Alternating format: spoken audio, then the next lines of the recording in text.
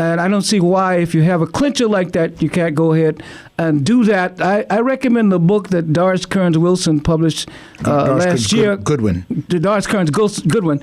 A Team of Rivals, about Abraham Lincoln and how all the people in his cabinet just about disliked him. Some hated him. Some thought he was a country bumpkin. But he pulled them into the cabinet because he saw talent that they had, and he made a working team out of it. So I think that Team of Rivals approach is the one that's in order right now, and we ought to have an Obama-Clinton ticket. Wow, that's a very strong statement, Major, and it sure makes a lot of sense.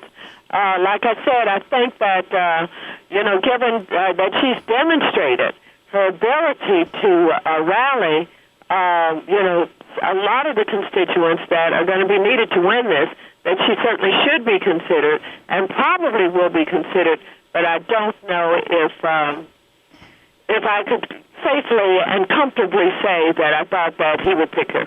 Well, I want to use your influence, your prestige, put it on the line behind my recommendation. All right, get her on the ticket. Get her on the ticket. Right, and Congresswoman, I of course will take the generational option to differ, because my father and I definitely disagree on this one. I think that there are too many added opportunities for the Republicans to attack an Obama and Clinton ticket. But I want to ask you one more dimension of this race, and that is, you're a woman, you're a black woman, you are dealing with the ultimate crux of this context, and so much was made of the position of black women in this race, having to make a choice of race over gender, gender over race.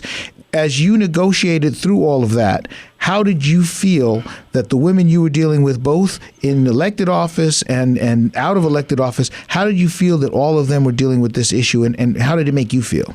Well, first let me say that Hillary just about ignited the women's movement.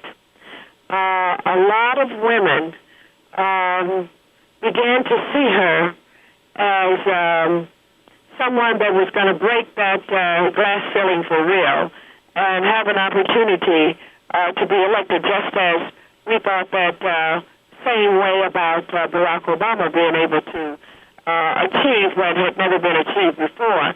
But women began to organize around her. Then women got very angry about the press treatment of her and felt that she was not being treated fairly, and they hardened in their support for her.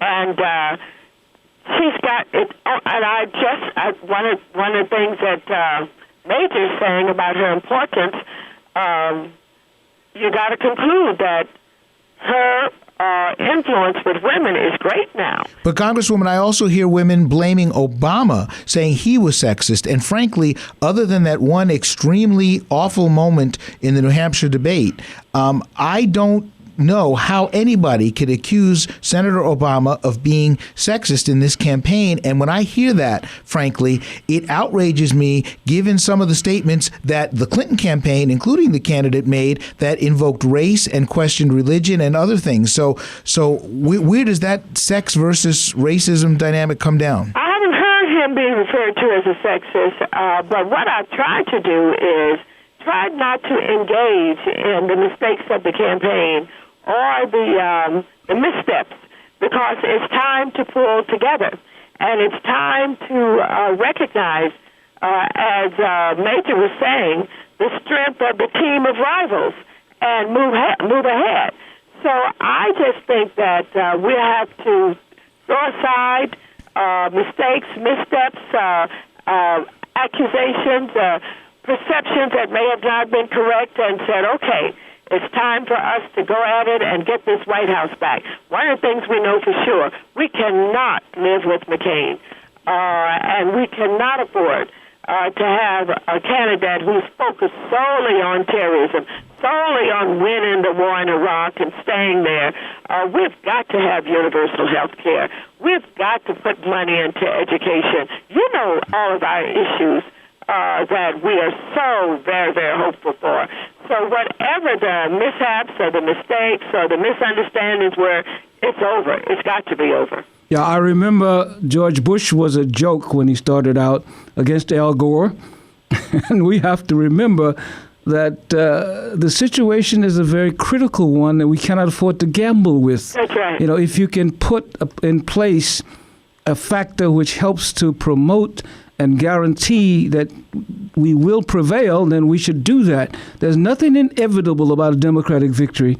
We must do everything possible to make sure that we have closed all the loopholes and done as much as we can to be as powerful as we can as we go into this election. Well, you're absolutely right about that. I know that there are a lot of people also talking and speaking, as you are, Major, about the Dream Team and her being vice president. And I think that there will be opportunities for Obama and Hillary Clinton to get together now. And let's just do what we can to hold out hopes that we can put together that best team, and hopefully that could be Hillary and Obama working together, and see if we can't go on the road and take this country back. Well, Congresswoman Waters, thank you very much for joining us. We've run out of time, but I do hope I'll have the opportunity to speak to you at more length as this campaign rolls forward, because it is critical, and I really do appreciate you taking the time to speak with us. You're so welcome, and good talking to both of you. Have a good evening. Okay, bye-bye. Bye-bye. Great.